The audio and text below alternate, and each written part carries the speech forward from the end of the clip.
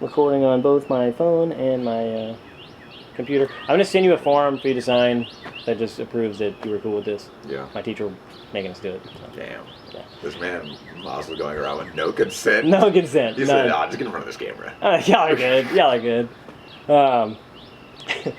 It's funny, I was talking to one of my professors and she was like, are you basically doing this as like preliminary data for dissertation work? I was like, yeah, probably. And she was like, all right. She was like, you got to do the IRB work. You gotta with this type of shit, you got to send your shit to the institutional review board and they got to approve it. IRB is It's a bitch. gaslighting. Yeah. Got to do trainings and shit. Yeah. You didn't have to do none of that for art school, let me tell you. None of that. I mean, I figured not. No. I didn't know anything about it. I was like, oh. You're like, huh? I'm like, oh, what is this? Like, my professor just sent to me an email one day, a different one, and I was like, huh? I'm like, all right, guess I'll learn. So how would you describe your relationship with New Orleans today compared to when we first spoke 4 or 5 years ago? I still love it because literally I'm still here. So, like, it's like you notice, I guess now I notice a little more of the problems. Mm-hmm. And part of that is because I've been getting more into politics over the years since going through law school, having to be more aware of that kind of stuff. Mm-hmm. That, and when you see some of our officials and the decisions that they make, it can really put a damper on things, but the culture is still alive. We still get through a hell of a lot of storms, so I feel like we're still a very like tenacious and stubborn city. It's just, yeah, I can see where there needs to be, where change needs to be made for the city to grow. And I feel like back then, maybe I was just more like rose-colored glasses because like still love the city. And freshly coming back from Baton Rouge, it's like, yeah, I missed. There's something that I missed from this city. So coming back and then being like, oh, very positive point of view, like not really aware of like as much of the downside. But now I'm just like, yeah, there's gonna be some downsides, but still gonna try to contribute and help where I can, and try to make more of an impact. So. Has your sense of home shifted over the past few years? Like whether that's a place in the city or just, I don't know, home is like a idea, not necessarily. Maybe it hasn't. But you were in you had just recently come back from Baton Rouge. Yeah, so definitely home, getting used to living with my parents again, Mm-hmm. and still living with them, hopefully moving out this year, later half of this year.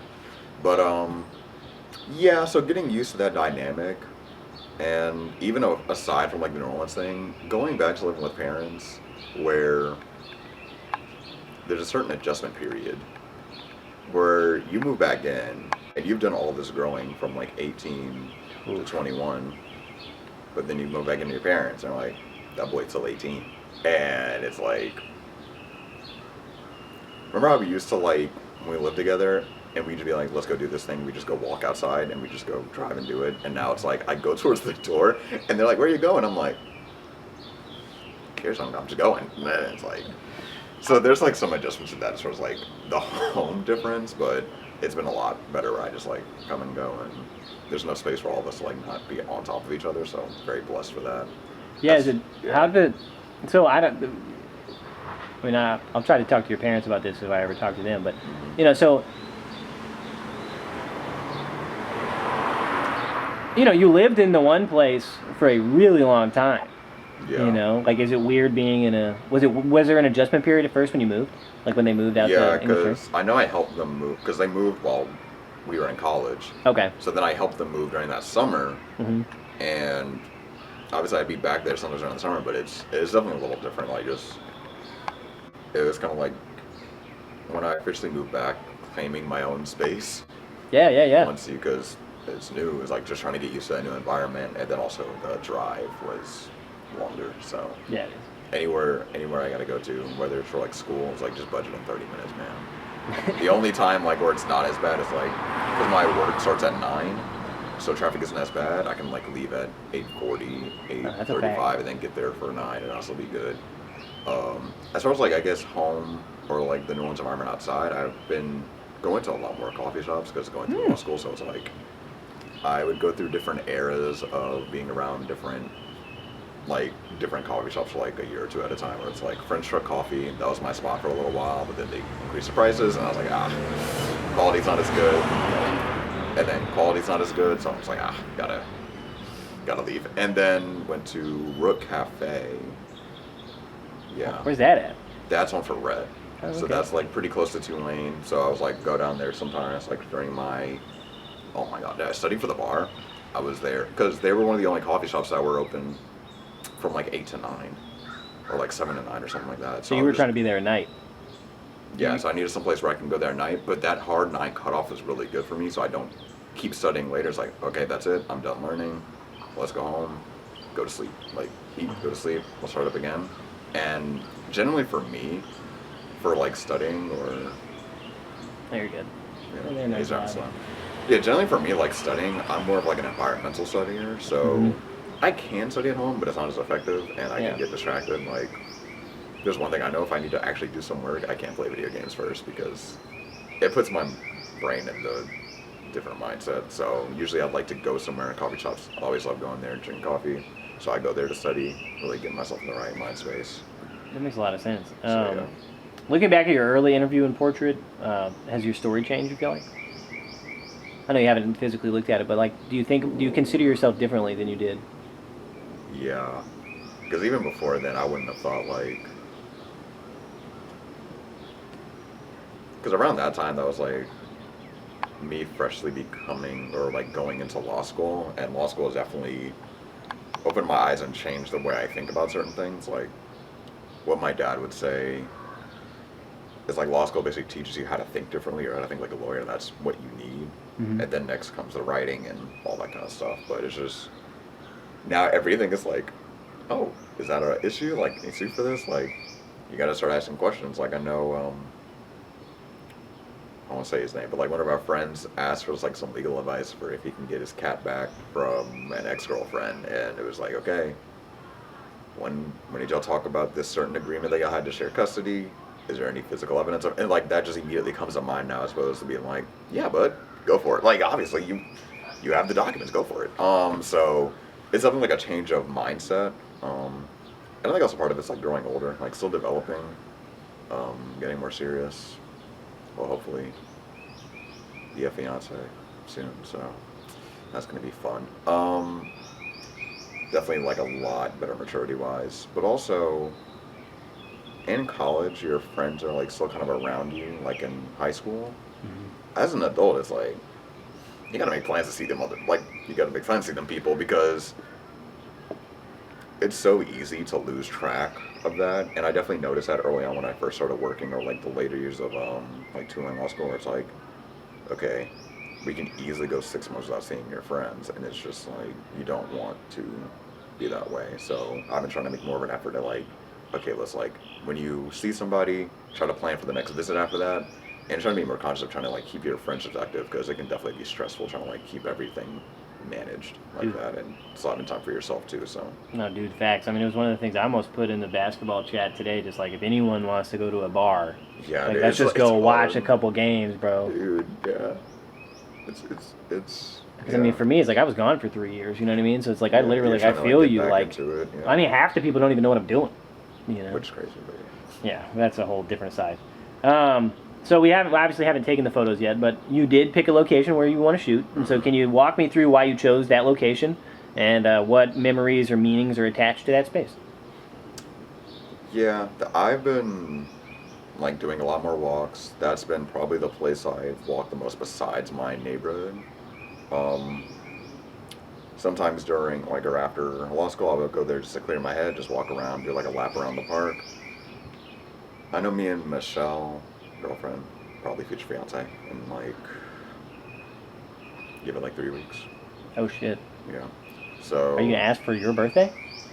Oh no, I hope not. Okay. No, There's she just better that timeline sort of the Yeah, same. no, I get it. No, we're about to go out the country next week. So Oh, yeah, going. for her graduation. So we're going to go to London. Then going to go to Greece. And okay, quick aside for this interview. She screwed me. She screwed me for this because I had a place planned when we went out of the country for my graduation trip. I'm like, cool. I know a place you like in Croatia. I have 2 places in mind I can propose there. Cool, whatever. Then she's like, oh, why don't we switch it up? Why don't we go to Greece? Whatever you want, baby, sure. And now I gotta like look at Google Images trying to figure out where to go. Trying to figure out where to go. So, yeah. So that's my current show. But anyway, Audubon Park. Bro. Audubon Park. Wait, this is awesome for several reasons because we're gonna look back at this shit in like 5 years. Yeah. With just we're gonna cry laughing. Like this is so funny. Yeah. So. You broke the fourth wall of your whole life. Yeah. It's like so.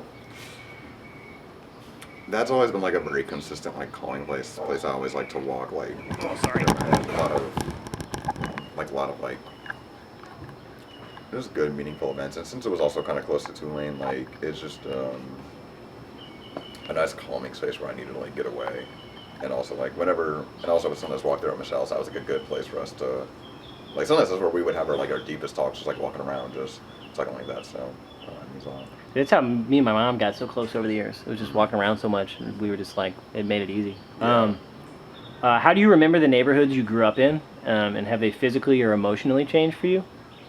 Yeah, like living on Montplaisir Place. When I go back to visit now, oddly enough, my gate code still works. Don't know how, but the people that had our house, they've changed hands 2 or 3 times since 2018, and they've changed like how the house looks so much. It's very weird to like drive by and look at it because it doesn't even feel the same.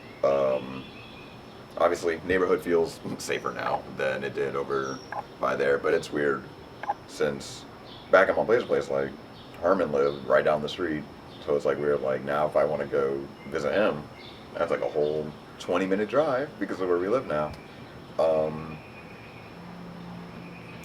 Yeah, and as far as English turn now, like I mean, definitely feel safer, but it's one of those things where, as like a black man, I still feel, I think especially around the time when we did move there, there was, I forgot his name, but the case where like those 2 dudes in a truck saw a black guy jogging. Yeah. What was his name? Yeah. Yeah. So. The dude, was it Georgia, South Carolina, one of those states? Yeah, and then it was like, so walking around. Damn near modern lynching? Yeah, so walking around, now it's just instinct for me to be like always whenever a car passes by, just wave, because now for me it was like if any situation happens like that, I pray that like somebody else driving who's like, oh no, I've seen him walking around here before, like that could like potentially save my life. If somebody was like, oh, what are you doing like in this neighborhood, like which would predominantly be like a white neighborhood. So yeah, that shit is nice. Yeah, but thankfully over the past like year or 2, we've seen a lot more black families, so I'm feeling a lot more like comfortable like doing that. But I just know like the first couple of years, like while living there, like, and maybe some people will call it irrational, but like for me it's just like, yeah, I'm gonna make sure to wave, say hi to everybody. Anybody else I see walking, wave, say hi to them. Anybody I see driving, wave, should they see me, all that good stuff. So that, and also I've been doing a lot of dog sitting on the side just to like get some money. So there are also other people in the neighborhood that know me, so anything like my name out there, which can also be good for networking. But yeah, especially in that community, they got connect. If you got that much money, you got connections somehow. Yeah. So so what kind of spaces, homes, schools, streets, clubs feel the most like you to you, and I guess why? I mean, you kind of mentioned your coffee eras. You know, are like there right other? Now, I'm going to Congregation, which is on like in Algiers Point. Congregation is like right down the street of Barracuda, which is like also one of my favorite Mexican places. So there's a Barracuda in Algiers. Algiers and Chocolate, like 2 locations. Oh. So yeah, try either one of them. No, I've had it. Yeah, great. Amethyst loves it. She also dog sits too, so it's funny that. Damn. Yeah. The synergy. But yeah, so like, that in Congregation, like very chill vibes. Once again, another walkable area. Just like, I really get the sense of that community feel.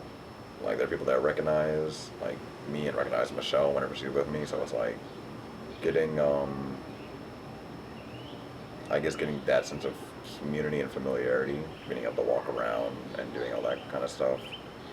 As far as like clubs, I mean, there have to be clubs. Just like what are places that, those are just examples. Yeah. You know, some people have restaurants they feel really attached to. Some people have like local bars they feel really attached to, stuff like that. Certain streets. Like, I mean, maybe for you it's the West Bank in general. Yeah, it'd mainly be like Algiers Point because I'm like still really familiar with that area. And I even have like one of my law school friends ended up moving down there, so it's like I ended up going there a little bit more than I guess I typically would, which helped me kind of ironically fall back in love with the place I used to live so close by. And I was too young to really experience that, like that surrounding area, and now I'm like kind of going back to it. So I think love the that's kind Point. of ironic. Yeah, no, the Point's great. Only problem with the Point is like they have some old buildings.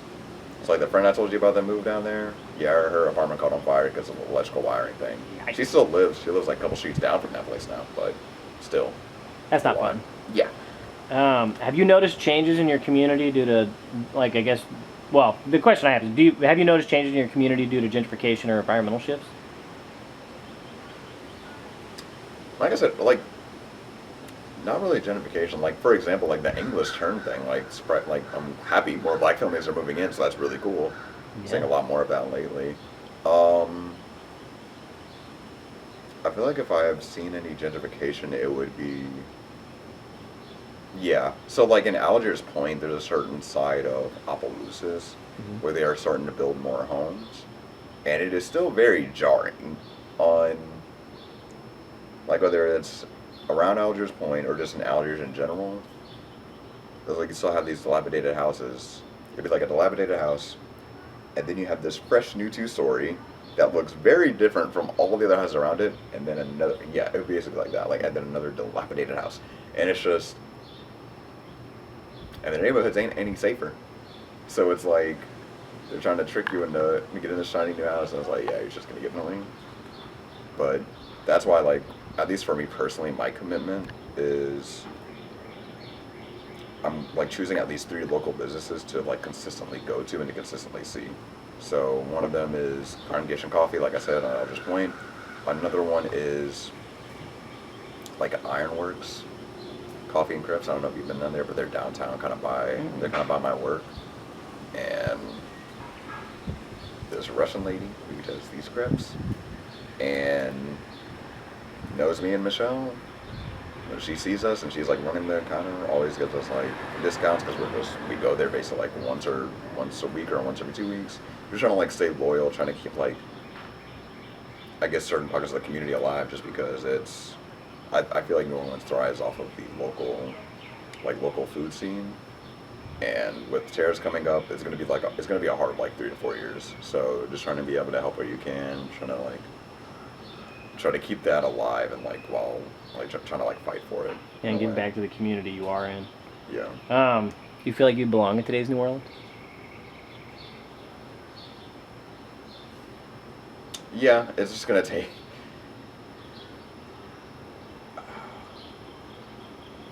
It's like New Orleans, yes. Louisiana, Not so much. no. Because I'd want to see more change in Louisiana, just trying to get at least our politics better. I feel like it's a little too much self-serving, and we constantly get in our own way. Mm-hmm. So I think trying to be more politically involved, just to try to like hopefully expand outside of New Orleans, where like obviously New Orleans is pretty blue, but that's not enough to change the whole state and how we do things. So it's like, yes, I feel like I belong. I belong enough to feel like I can still stay here for a little while, but we need to make changes. Because like, for example, I don't feel comfortable having a kid here because of all the Yeah, why? yeah, like why there's the whole like anti-abortion thing going on. Yeah, that's not good. You can't get treatment here, and then also Louisiana is one of the like highest mortality rates for women giving birth here, like as far as like the mother and the baby. So it's like, yeah, it's gonna be kind of hard to see a future here if you want kids, because how can we, like, I die, or hell, if I'm not ready yet, can't, I'm gonna get arrested. I think there was already like a case or two of mother and daughter going to New York, coming from here, and the daughter was able to go back home, but the mother got arrested. And I think the doctor also got arrested too. How do they even find out? I think it was one of those things where the daughter had to have a follow-up like hospital visit. I don't think she ended up having it here. It is one of those things where you kind of had to say you recently had this procedure done, Yeah.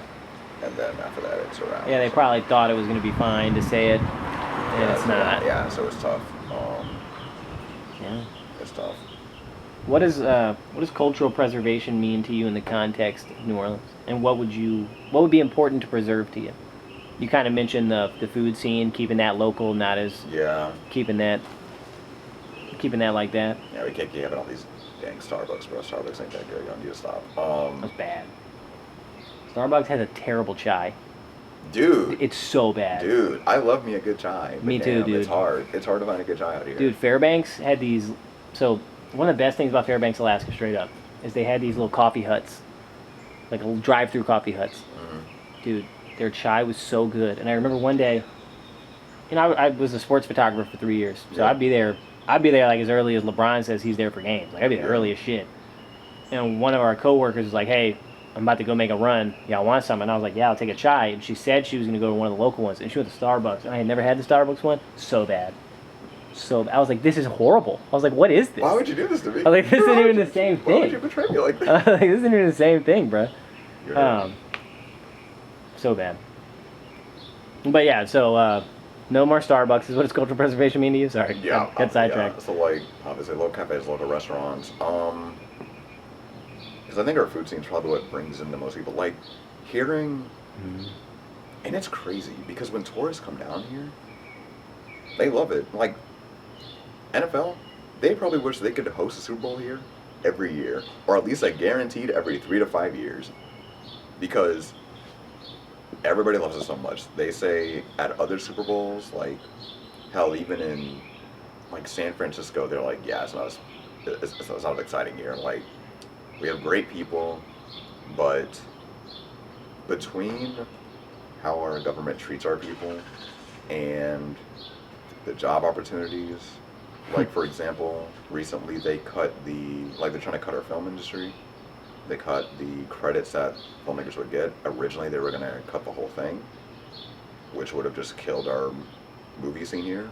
And that's also one of our biggest revenue makers. So, Dude, and there was a moment in the mid 2010s we became like a really high level movie scene too, and it's really unfortunate that we backtracked. Yeah, and yet you keep the cuts for oil companies. You keep giving them all these credits. You keep breaking all that with them. So that's pretty frustrating. As far as like other culture preservation, just try to.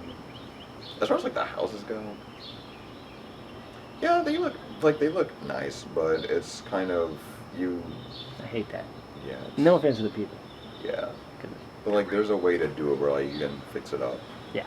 And kind of like keep that preservation alive, and then same thing with I feel like just keeping the city alive. Like, dude, we gotta do better with handling these storms. I know originally we had a package after Katrina that would have been like cost what, $2 billion. That same package would cost multi-billions now, and they can't afford it. So Wouldn't be close. yeah, and it's just trying to keep the city alive, even though we're slowly sinking, and probably won't be here 50 years. But No, we won't. yeah. No, the Army Corps engineers committed to keeping the levees up till 2072. That's the contract at the current moment. Yeah. So I mean, that's literally not 50 years. 47 years. Yeah. So Like, we should be alive we're gonna by be a standards. hole. Yeah, we're gonna be in a hole. Like, Yeah. We're gonna be Atlantis. yeah, I know. That's the only positive you can say you're from Atlantis. That's true. Like, you have to go. I keep telling people, like, New Orleans 20, 30 years from now is gonna be Grand Isle. Or much more similar to it. Mm-hmm. Like, we won't be gone, but it's gonna be in a weird liminal space. Yeah. So. Which I guess it always is. Yeah, But not like this. This is like actually existential. Yeah, but besides that,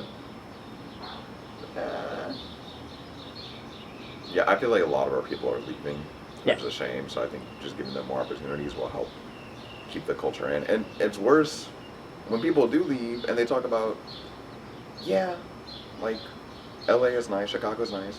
It ain't New Orleans though. Mm-hmm. But it's like New Orleans got so many other issues. Sometimes you feel like you can't go back, and yeah, it's a shame. Do you carry any bodily memories of certain places in the city? So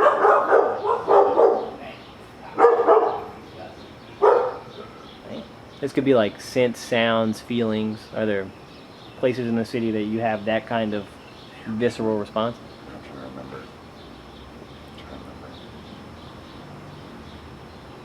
Like some people have said the blender. Some people have said, like, yeah. Some people have said, like, different stories and stuff that they've had. And maybe you don't. And that's okay, too. Like something that affects like the senses That you just remember that sticks with you, right? Like if I start thinking too long about the first game back after Katrina, I get goosebumps. Just because the energy was so particular. Or there's stuff like that, you know? Yeah, like I feel like I'll never forget like that Super Bowl win. And even like it's so weird because like just because living on the West Bank at the time, just hearing people from across the river like screaming, and it's like insane. That was always like an insane thing to me. Like, dude, ain't no way I could hear all y'all like just screaming after this win. So that was like a visual like sound memory. If there was a smell one, it's so hard to describe. But it's like this particular smell of like my grandma's house. That'll probably always stick with me. She's still alive, like wrong. But like it's just like a very particular like, oh, I'm here. And I feel like that always reminds me of New Orleans, and she's been there for probably like 10 plus years now. I've moved from Georgia, so just kind of like moving that feeling from there to like here, and that kind of uniquely became a New Orleans thing to me now. That's really cool. Yeah. The question I have here is, how do you see your story fitting into the broader narrative of post-Katrina New Orleans? But I think with you, I'm more curious, like, what do you have memories from like right after Katrina? Like, right. What'd y'all do? Like I know you ended up at St. George's before Audubon. Yeah, so... But I realized we never talked about this. Yeah, so when we first moved, we lived in a trailer for like a week. No, that was a night, because Mom was like, we're not doing this. So then we... Shout out your mom. Yeah, then we went to live... I'm trying to remember the order of the events. We went to live by one of like coworkers' friends, but that was also a little... I think that was a little weird. Like, they were cool. Like, the kids were around my age, so they were pretty cool. Lived with them for like a month. At some point we left to go to Georgia, live with my grandma for about another month or two. So which grandma is this? This is Grandma mom? Shorty. So my that's your dad's mom. My dad's. So we lived with her in that apartment. So that was like, for me that was like fun because I got to see grandma, but it was just like, for them, like going through all that, like that must have been pretty stressful. Luckily, they were happy I didn't give them any problems, but yeah. So then we came back, lived on the cruise ship while looking for a house. You lived on a cruise ship? Yeah, I lived on a cruise ship for anywhere from like a month to 3 months. Holy fuck! I didn't know that. Yeah, it was great for me. Dude, I bet. Yeah, pizza every day because they let people live there for free because post Katrina. So I'm like, dude. Get a beat bunk bed in with my parents, so they didn't like the bunk beds, obviously. Yeah, fact. And I'm just like, oh my dude, we're on a cruise. I can eat pizza whenever I want, even if they won't let me. I can eat whatever I want. This is great. Love the cruise. Bro's on Sweet Life on Deck. Yeah, so that was on like that was basically what Riverwalk is. So like. Yeah. Yeah, so after that, got the house in Montplaisir. Went to St. George's for I think like a half a year. Not even, I don't think. Cause I think our year got, because if it happened like it's like our year got interrupted. Yes. Then it was probably like around January, February, go to that school, and then during that summer it's like, so you want to go back to Audubon? I'm like, yes, please, I want to go back to Audubon, and then going back and life was more normal. Were you gone that long? Because so I was back. I think Audubon opened that next January. In 2006, because we had moved back. Okay. So actually, it had to have, because I didn't go anywhere else to school. Yeah, that makes sense then. Unless I just blanked that out of my brain, which I don't think. Then, I probably went back around that time, and then that other school was like probably the later half of. Yeah, so you did like the second. You did like the uninterrupted part of first semester. Yeah. Yeah, like I was in Nashville, so we went to Florida for a week. Mm-hmm. Then there was another hurricane coming. That's insane. And we were like, we need to leave. That's so insane. And then we went up to Nashville and. Nashville's so good. Because that's where my mom's parents live. So I kind of had the same experience as you. Like grandma was nearby. Now we didn't live with grandma though. Yeah. But my grandma and my uncle were nearby. They got me into like the best school in town. It was terrible. I remember the first day I It was walked in, like- we had, like, you remember you had those sheets for math? Yeah. Dude, they were doing addition still, and Mr. Tran had us doing multiplication. I was like, what is this? Yeah, no, there's. I was like, I was a genius. Everyone thought I was a whiz. Yeah, I was like, they're going to a different school. This It's was weird. Yeah. I made 2 friends, bro. I changed my birthday party 3 different weekends because every weekend another kid in my class would have a birthday party.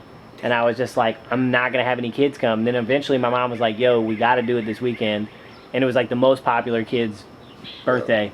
And then my 2 friends showed up. That was it. Real. That was it, just them. I don't remember their names, unfortunately. I wish I did. Rip. Ah. Lost in history.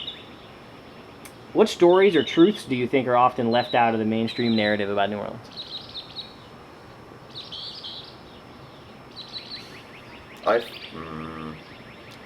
The crime is overhyped. The crime is definitely overblown. Like any other city, pay attention. Yeah. Just pay attention. Bourbon Street overhyped. Way overhyped. Way overhyped. Everybody wants to go down there. I'm like, bro, I hate it. Like, unless you're drunk, I don't know what you're doing. Nothing. And I'm not gonna be drunk down there. No. So it's just like, I'll get a buzz, but I'm not going to be hammered. we were recently voted #1 as the food city, so that was nice. And Just that's on all the world, so I was like, damn. That's a fact. yeah, so I feel like we're finally recognized for the food scene. And we're going to have some Michelin stuff soon. Our art stuff's underrated. I don't think people recognize our art as well. Or our zoo. We do have an elite zoo. Have an elite zoo. Nobody We talks have about an it. elite A lot of people hate zoos, though. Hmm? A lot of people a lot of people moral grandstand about how much they hate zoos, though. I don't really believe them, though, because I'd be going. Yeah, I'm about to say, there's like, I like them. nah, they tripping. Like in a universe where there's like no, basically no wild space anymore, I'm like, well, zoos are important, man. Sorry. Especially if it's like zoos that they're also trying to breed. Which we are. Yeah. So, Um, yeah, and then, yeah, I feel like our art scene is very underrated. Very underrated. Yeah. So, What do you hope New Orleans becomes for people like us? Like for natives? Or for people who live here long enough that they're damn near a native? Because I do think you transcend being a transplant at some point. The people who are like, you're a transplant, they've lived here 35 years, I'm like, they're not a transplant. They're not a transplant. Like, that's cap. This is where they're from. Like, if you come here and superseded... you love the city and you've been here for like 10 plus years, You're good. like, yeah, bro, you in. Like, Yeah. it's hard enough to get people in here. Facts. When you stayed. Like, yeah, like, Like, in that Better. decade, you got hit by some hurricane. yeah, like, you went through a hurricane, yeah, bro, and you chose to stay? So many people chose to leave after Katrina? And then we proceed to keep pushing people out with the whole brain drain thing. So, just creating better opportunities for the young people to stay, because everybody always wants to go to, like, bigger cities, and then they just eventually just stay there. They get used to it. And not only is it costing them, like, money and their future, because out-of-state colleges, or just even trying to get used to a new area, I feel like New Orleans is so unique that it is worth saving or improving upon. So, creating, I mean, obviously, housing market needs to go down, needs to go down. Less gentrification to help keep that culture in, make things,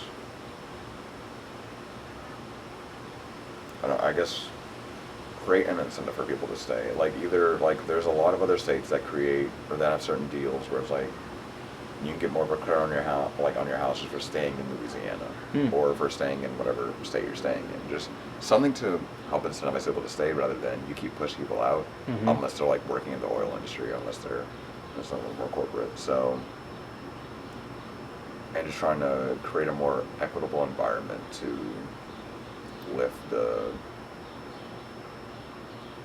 uplift our poor population, because our schools aren't bad. Like, our schools aren't, like, we either think we're like 49 or 50, depends on the year you want to look at. For our education, that's probably the first thing we need to improve, because I'm telling you, like, as far as public schools, for middle school, during our time, there's only like 3 that you could go to that were good. Right now, they're probably maybe 2. What were the 3 for us?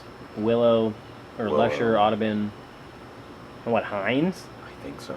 Like, it's just like, so some people are like deferring to private schools and they want to build up for them, And if you send them to public school, there are just some schools, and knowing Michelle's mom's a teacher, and I don't know. these kids they're not getting the help they need, not getting the medication they need, and schools aren't getting enough funding or resources. Mm-hmm. Department of Education is going to get cut, so you're going to get less resources from there. And people keep thinking that Department of Education is going to promote DEI when all they do is just send federal funding so they can be more equitable. So there is equitability, right? Yeah, more equitability in schools. Now, has it been the best? No. But you telling me that canceling Department of Education, which would then lead to less funding, and you're going to leave it up to the states. That doesn't answer the question. Yeah, and now you're subjecting more kids to basically being part of this lottery system where, okay, I happen to be born in a red state. Now I'm not going to get the same kind of education. Unless I get lucky. Unless you get lucky or you're just super smart and you hopefully go to a school that helps show your talents. But for most people, it's not like that. So most people are smart. They just got to get that development. And if you're not getting the development, then you're stuck. And part of it is like you don't get and part of it is like just being able to motivate a child and have that confidence kind of deal. Like, for example, statistically, if you're born in like the later half of the year, you're most likely going to be an athlete because of you're going to probably be older than other kids. Mm-hmm. Your body's going to be physically more developed. You're going to feel confident trying those sports. You're going to, obviously going to probably dominate because you're going to be like a year older than the kids, and you're going to be like physically stronger than them. You're going to be better at sports, more confidence, better results. You're going to be an athlete. Well, most people in the first half of the year, not as developed, probably not going to be as confident about sports, and you're not going to try as hard. Same thing could be with education. You need that feedback. And then, God, that's not even like touching on the teacher aspect, which criminally underpaid, but yeah. Yeah, criminal. Yeah. Where do you see yourself and this city in 5 years? Hopefully here. Because I will be about to work for my dad's practice in Sick. September. So we'll definitely still be in the city for a little while. It's just, man, it's going to come down to this election season and what, for these midterms and the presidential election, because, which sucks because it might not even be Louisiana's fault. We're just so red. Not really much we can do, but depending on the president we get, depending on how stuff shakes out in the Senate and Congress, dude, it might not be feasible to live in a red state. You might just have to move, and it would have nothing to do with New Orleans. Now maybe some of it will, because with our current governor, stuff that we have right now, that could definitely affect things. But I can see the city fighting back against that. Like, for example, the most recent vote we had, or most recent election we had, everybody voted no. Yes, generally positive.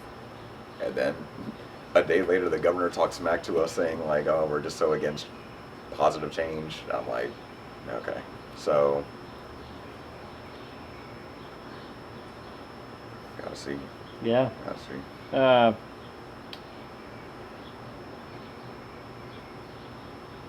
Resilience? You earlier you said we're stubborn and tenacious, I think. Yeah. And I actually think that's a really much more profound way of describing this term. So I've been asking people just in general. My whole question has been at the end. I have two questions left. This and then another one. The last one's fun, but this one, now literally the question is resilience question mark. You know how everyone got all pissy about it?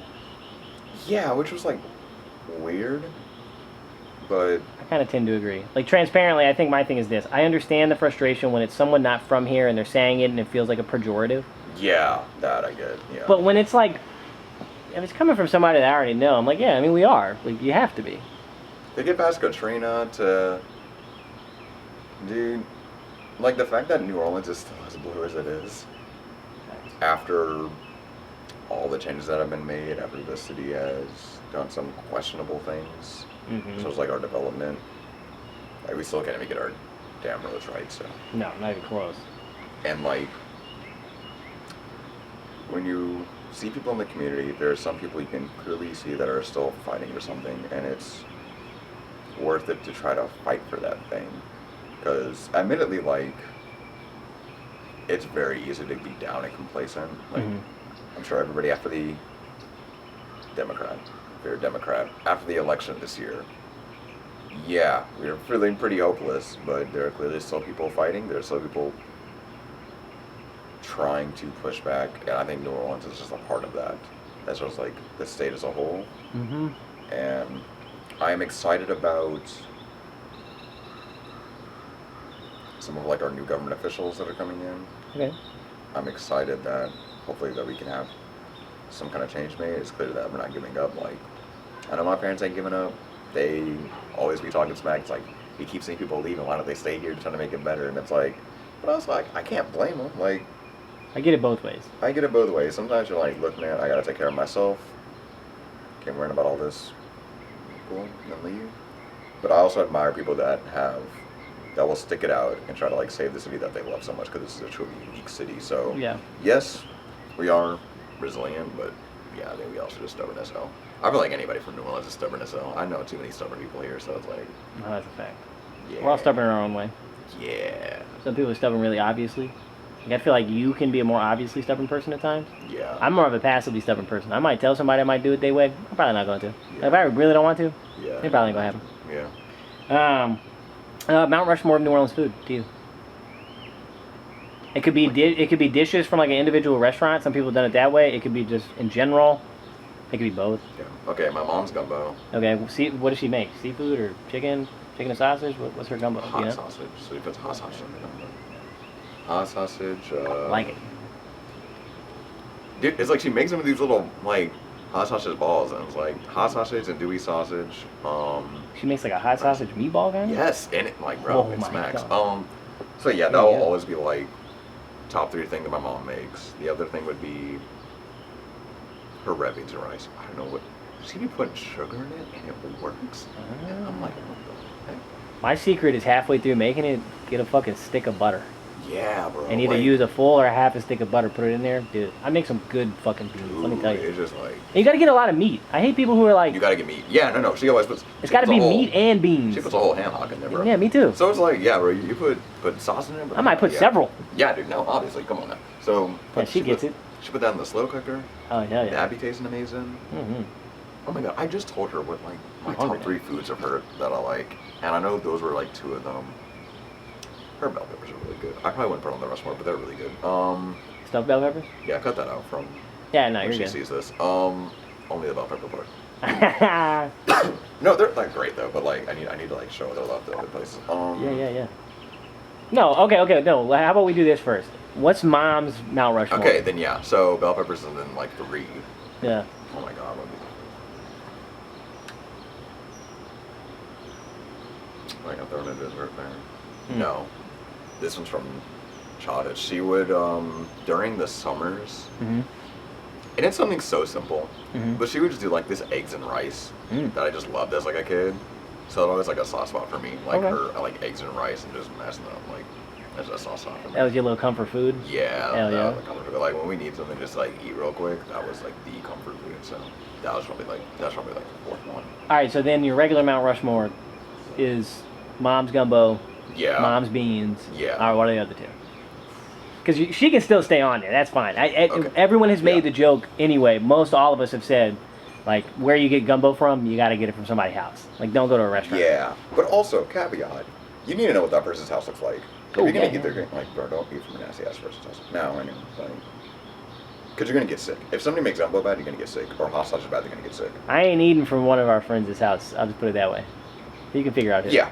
You can figure it out. So, oh my god, before jeans, rip to jeans. Oh my god, love jeans. Hot sausage po' boy. They had the best hot sausage po' boy, and they closed, and it was like a 24-hour place. Mm-hmm. Yeah. So when Drake makes a video in front of it. Bro, you know what's funny? Jeans has gotten mentioned a bunch. Like, Jeans, there's a hole. Dude, jeans was. We have a whole hole in the 24-hour food scene. Like, we used to Yeah, have Jeans. We used to have Trolley Stop. Dude, it's I miss Trolley Stop. Trolley Stop was good. Dude, yeah, that's also killing the culture because we used to have so many 24-hour places. Like, bro, how the fuck we leave, right? How do we leave? We go to BR. we're shocked because we're like, the only place that's open late is a damn cookie place. It's only Insomnia Cookies. Nothing else is open late. I had a culture shock food-wise in Popeyes VR. closed at 8. Why? You couldn't get a po' boy. I mean, you could, but like, come on now. It was bad. Yeah. So then we come back. They took jeans from us. They took tries off from us. I'm like, dang, bro, can't have nothing here. Anyway. All right, what's your fourth?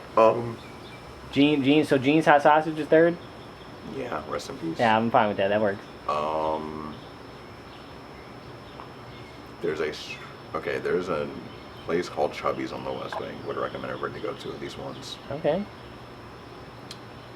And they do this shrimp po' boy, but it tastes exactly like a Popeyes, like Popeyes, like the breading they use for their chicken. They use they cracked the code. They found the recipe because that shit. And then they have these biscuits. Biscuits are good. Okay, so go to Chubby's. Yeah. Chubby's in the West Bank. All right. Yeah. And I will say like I mean obviously Popeyes. What's the best? Yeah. New Orleans Popeyes is like best fast food chain. Yeah. It will put your ass to sleep. Yeah, and you might end up on a toilet. Yes. And you will. Yeah. And you'll need a nap after. He will. Yes. All right, bro. Appreciate you. Of course. Are you a snowball guy? It's like cool. Do you have a certain spot you like? It's the one off Shop. Oh, okay, yeah, that one. All right. We're good.